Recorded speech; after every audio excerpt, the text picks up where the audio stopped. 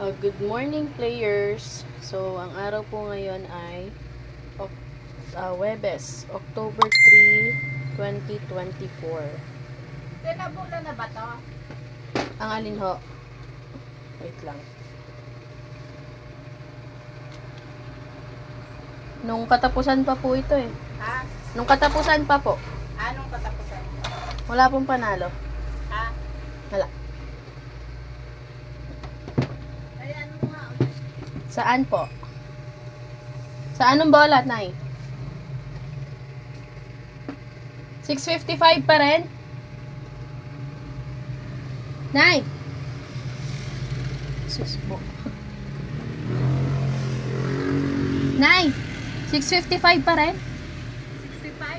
65? Sa anong bola itataya? Saan ba yan? 65? 55. 55 ba yan? Opo. 55 pa rin?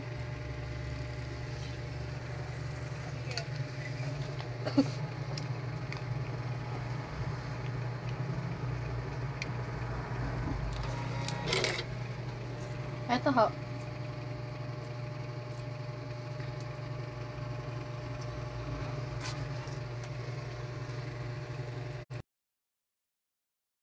Ito. Po, Kailan bubula? sa Sabado. Sabado. Oh. Again po, ngayong araw ay Webes. At ang bobolahin mamayang gabi ay 6:42, 6:49, 6D. And yung 3D natin na 2 p.m., 5 p.m. at 9 p.m. po binobola. Sa 6:42, 19 million na po ang ating jackpot prize. Sa 6:49 naman, 16 million. And sa 6D, 2.8 million pesos na. So, kung wala pa kayong mga taya or hindi kayo nakapag-advance kahapon or kagabi, pwede po kayong mag-message ng inyong taya dito. And kung ngayon ka palang magta-try ng natumaya ng loto and hindi mo pa alam ang mechanics kung paano ang pagtaya. So, pagtataya po kayo or gusto nyo tumaya ng 642, pipili po kayo ng number, 6 lang, from 1 to 42. So, hindi na po pwedeng lumagpas sa 42 kasi wala na po siyang 43. Hanggang 42 lang pwede ang 6 na number kung 642 kayo tataya. Sa 649 naman, 6 din na number. Pipili lang kayo ng 6 na number from 1 to 49. So, pag pumili po kayo ng 6 na number, ang bayad po dyan is 20 pesos. So, kung pupunuin nyo yung lahat ng combination na yan, 120 po ang equivalent na babayaran ninyo. Kung gusto nyong marami ang inyong taya. Ayan. Ganun din sa 642.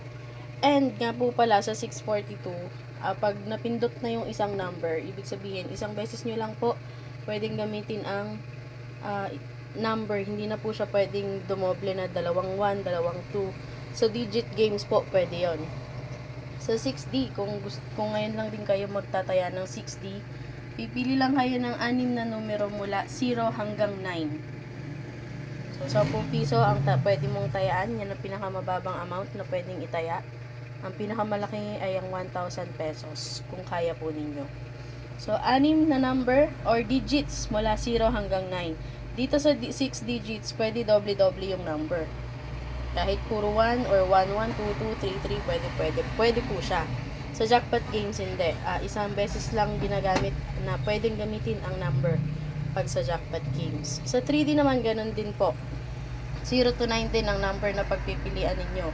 Pwedeng double digits and single digits. So, 10 pesos din na pinakamababang taya. And 1,000 pesos ang pinakamataas. So, sa 2D naman, pwedeng pompiang o pompiang na number pwede.